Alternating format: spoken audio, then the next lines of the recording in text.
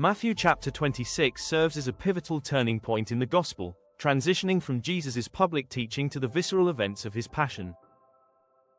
The chapter opens with the plot to kill Jesus and Judas Iscariot's subsequent betrayal, setting a somber tone that carries through the Last Supper. Here, Jesus redefines the Passover meal, establishing the Eucharist by identifying the bread and wine as his body and blood, given for the forgiveness of sins. The narrative then shifts to the agony in the Garden of Gethsemane, where Jesus' human soul wrestles with the impending sacrifice, ultimately submitting to the Father's will. The chapter concludes with his arrest and the high-stakes trial before the Sanhedrin, punctuated by Peter's 3 denials, which highlight the themes of human frailty and the fulfillment of prophecy. Luke chapter 22, Service and Sacrifice. Luke chapter 22 provides a unique perspective on these same events, emphasizing the theme of leadership through service.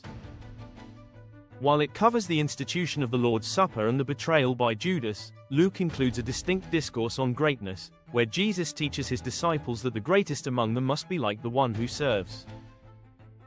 This chapter also contains the poignant detail of Jesus' sweat becoming like great drops of blood during his prayer on the Mount of Olives, underscoring the physical and emotional intensity of his ordeal.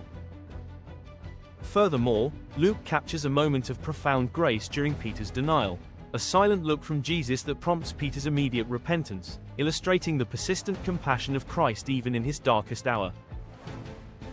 Acts 2, the birth of the Church. Acts 2 marks a dramatic shift from the Gospel accounts, recording the descent of the Holy Spirit and the official birth of the early church.